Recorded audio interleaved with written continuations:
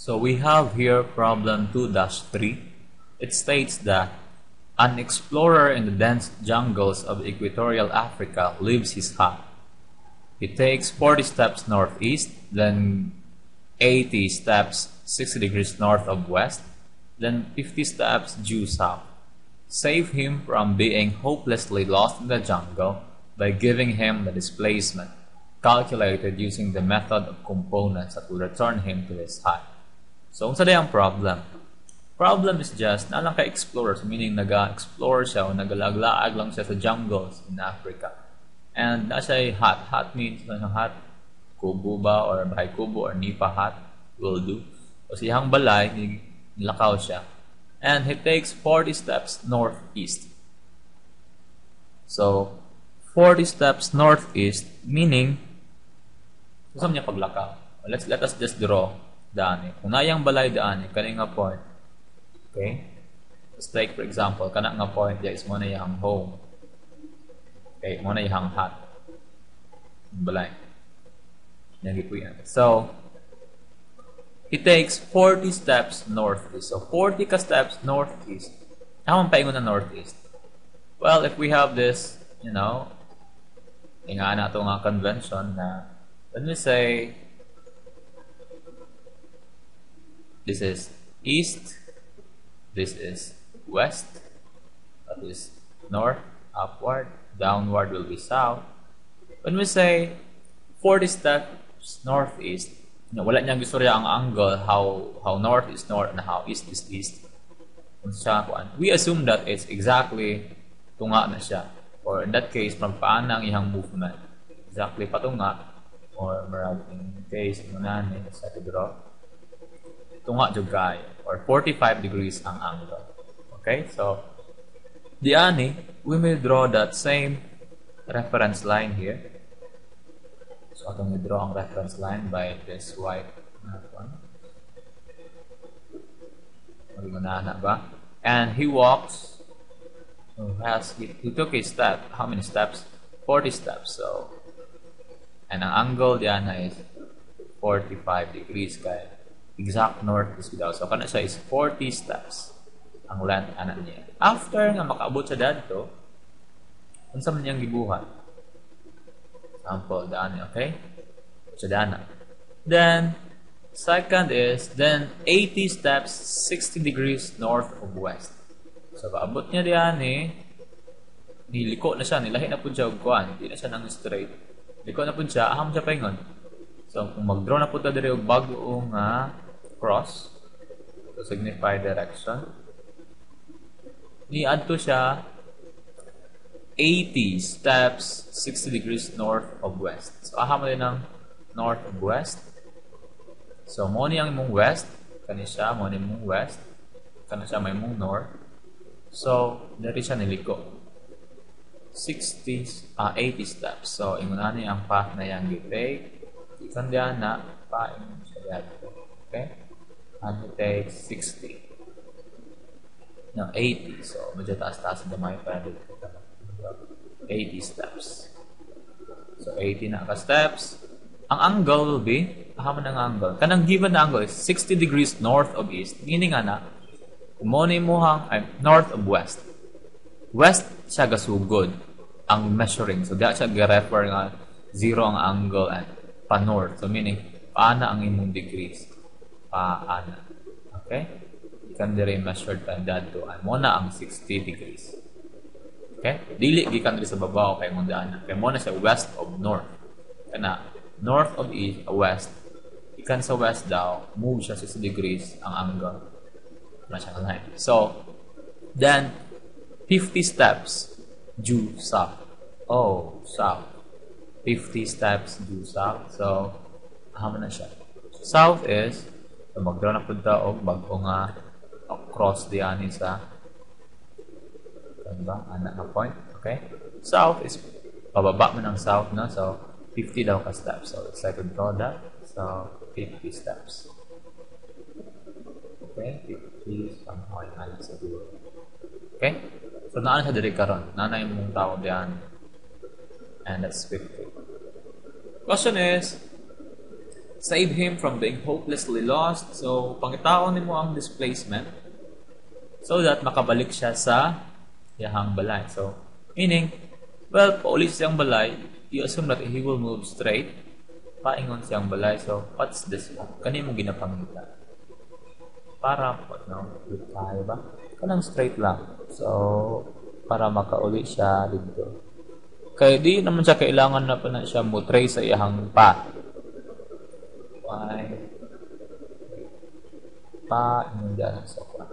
Okay? Paingon para makabalik sa daan. What is this? This is that. Okay, ito lang. This very soon in balay. Okay, so draw this.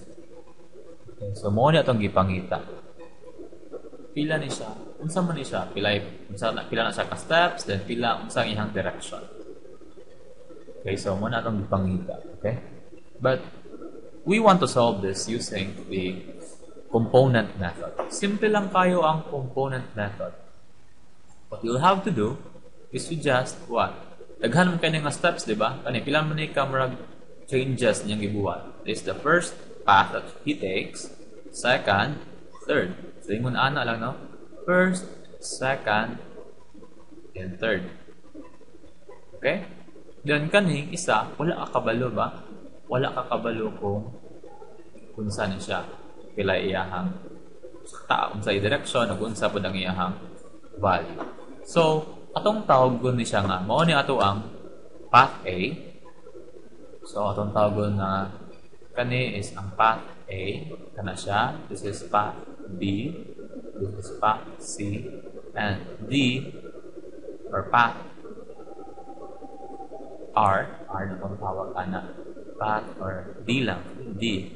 Path D to be mo ng last path niya nga itake para makauli siya sa ilahang balay or sa ilahang hap. Okay? So, ingunani ang technique sa component method. Simple lang kayo. We just need to write, ang sulat lang nimo will be, you write here, X component. Then, lang, there, so because is Y component. Okay? Sulat lang nimo na siya. Then here is the vector. Vector. Okay, for example, vector A, unsa ang X component sa vector A? No? A, X component niya will be, simply you resolve the vector A sa iyang X ug Y component. Ang X, so, lantanin mo ang vector A na itong i-draw gusto. Vector A will look like this one. Oh. Example na kay muna imuhang kana siya is to the X, muna imuhang Y upward. This is A. Muna imuhang A. Ang iyang konda is 45 degrees ang iyang angle. Now, what is X component of vector A? Simply, yung muna siyang i-resolve into kanina dahil ng iyang X component. Kana siya. Muna ang AX. Ang AY will be kana siya. Okay? AY. And from that triangle alone, makabalot ang AX di ay equal lang siya sa kumuni ang imuhang A. No? Equal lang siya sa A, which is 40 steps. 40 steps ang kanang length times cosine 45 degrees. Okay? So, ano lang din na siya? 40. So, dili kay A cosine 45 degrees. So, ang A kay 40 man ka steps. 40 cosine 45 degrees. AY, or Y component, will be sine. So, sine ang iyang kuhan kay naman sa opposite sa 45. So, 40 sine 45 degrees. How about for B? Well, for B, let's look at B. Okay? If you see B, ang B kay paingon dito sa maragdian. Try to see the sketch. Ang B paingon dito. Okay? And, muna yung B. Ang component anak will be, well, ang component sa mong B kay Ang x component will be this one. Okay? Ang y component will be that one. Okay? Muna siya ang by, kani ang bx. So, yung makita diri karon nga ang bx kay negative. Pawala. Okay? Negative na siya. So, muna yung mong angle dyan sa mong b theta, which is in this case 60 degrees. So, pagkuha sa imong x component, you just use this triangle. So, naman kay triangle ba? Kung dito balik, muna yung mong triangle. Mauni b, which is in this case 80 steps. 80. Then, muna yung mong bx. So, triangle. Muna yung mong angle dyan. Angle mo kay 60. Then, yung by is okay, bx from here will simply be 80 cosine 60 degrees. Kaya ang cosine man daw, diba, kabalumantang ang cosine 60 equals adjacent, which is bx, over hypotenuse, in this case 80. So, bx will be cosine 60 times yung 80 sa theta. So, it will be 80 cosine sa angle, cosine 60 degrees. But, take note na kaninga x is negative, kay pawala man na siya. Ang makuha sa triangle is positive ang mga values kay length, pero kabalo ka nga, it's towards the left ang imong bx, so putangan mo na diri og negative. Okay? Kung ana ang kung makalimot kung putangan na, then mali na rin. How about y component? Lantawa, ang y diyan is upward, so positive na siya nga value. In that case, it will become 80 sine 60 degrees. Okay? How about C? Well, for vector C, downward lang daw siya, no? Towards the south man daw. South is downward ba? 50 steps to south. So, meaning kung downward siya, unsa man niyang x component? Pag down niya, wala siya move towards the left or to the right. So, x will be 0. About the y will be, well, pababa siya tanan by 50. So, negative 50. Y negative ay pababa man. Okay? Tanan, pababa pala yung movement. Now, the last question is, unsa day ang d? Wait. Okay, so, isang i-istot na siya ba para makaro ka na? So, let's try to choose. Madala ang isa pala. Work.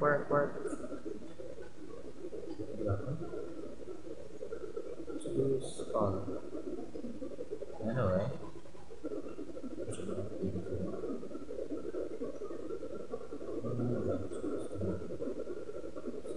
Erase this one. Number 4, another line. Okay. So, the last question is, unsa day ang d? Di ba naman tayo vector d? Path d is, wala pa ta kabalo kung sa ihang x component, di ba? Wala ta kabalo sa dx, wala ta kabalo sa dy. Okay? Wala ta kabalo sa nga path, paulit. Pero, gikan diyan karon, kabalo ta nga, pag mo take sa nga path, the sum of all these path A, path B, path C, path D, must return him to his path. Meaning, makauli siya siyang balay. And meaning ana, the summation of A, vector A, vector B, vector C, vector D, A plus B plus C plus D, dapat makabalik siya sa origin. Meaning, unsa man lain ang ihang net x component sa imong path. Meaning, balik ka sa 0. X will be 0. Okay? Y will also be 0. Kaya nakaulit ka kung aha kagasugod. In that case, the sum of all x component daw dapat babalik sa 0. The sum of all y component ko dapat mabalik sa 0.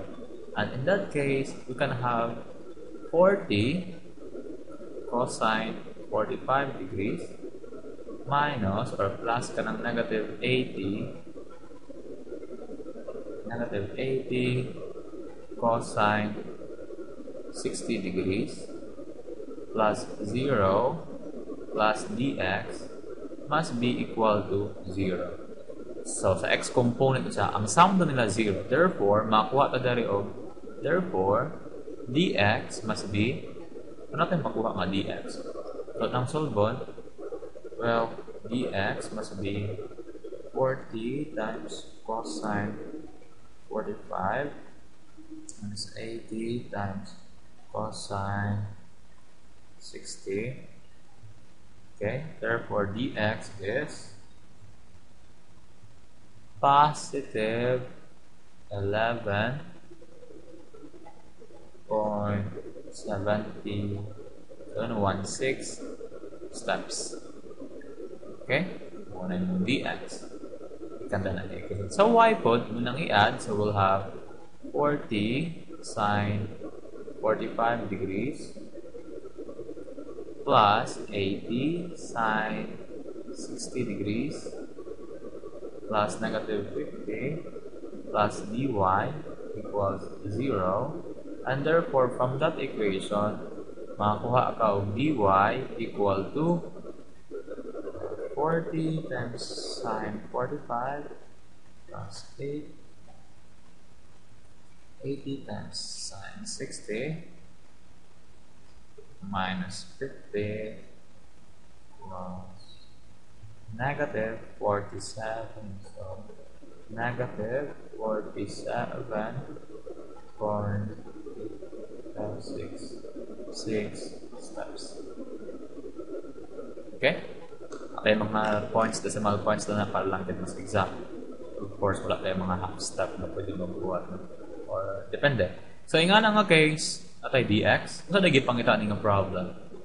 So, what will be the vector no? Yang displacement na yang buhaton para makauli siya. So, kani daw nga vector d karon is made of an 11.716 steps to the right and 47.566 steps downward. Paubos. So, kani siya nga vector will be ingunaan ni siya. If we try to draw kana nga path B, ingunaan daw ni siyang path B nga daan. Kana siya nga is just the result. Kani daw siya is just the result of a movement of 11.7 or 7 na lang. Para buo lang. Then dana is also made of 47 downward man 47.6 steps pada 7. Say 7 steps. So mao ni siya karon naging muhang resultant and mao ni siya muhang D. Okay? How do you calculate D then? Based on that, D will simply become the magnitude of D, or ang ihang length will just be the square root of dx squared plus dy squared. Gikan daan nga Pythagorean theorem, ani nga triangle, right angle na siya. Makuha na name. In that case, that's equal to square root of 11.7 squared plus negative 47.6 squared din mo ng negative na asterisk gyapon na ang answer will be D equal to 11.7 squared plus 47.6 squared. Take the square root of the answer. The answer will be 49. Okay? 49, roughly 49 steps. Okay? And ang direction, kay dili incomplete man na siya kung steps lang ka, di sa tugaan natin unsa yung direction. So, kaniyang direction? Horizontal man na diyan na ba? Pangitaon niyo mo kung ilan yung angle theta. What's that angle? That theta will simply be equal to tangent inverse of opposite over adjacent. So, opposite will be 47.6 over 11.7. Okay? And that will be 7.6 divided 11.7 tangent inverse. Answer will be 76 degrees. Okay, 76 around 76 degrees. So therefore, kung sa man imong answer aning nga problem, then you will say, wrong answer will be, in order for him to makabalik sa yahang hat, he needs to take lot of steps, 49 steps, 76 degrees, unsa man siya nga direction kana. Well, paana man ang iyang buhaton dapat paana. So kani ang imong angle theta. So that is what? South of east. So ingana imong final answer. So you write this as your final answer. So reason sa number dito erase. Okay, erase mo ba? Yan ang final answer. Okay? Para makauli siya sa iyang balay, he needs to what? 40, need to take 41. 40 ba? 49 then. You need to take 49 steps. 76 degrees. This is south of east. So, south of east. Or 76 degrees southeast. So, muna yung mohang answer. Okay, let's check kung mo ba ang answer sa libro. Well, 2-3. Oh, 49 steps parehang mag-answer na, pero yung ingon 104 daw cc plus. Ano cc plus? Kana na ang answer, pwede na siya. 76 degrees south of east. Muna siya ang answer. Okay?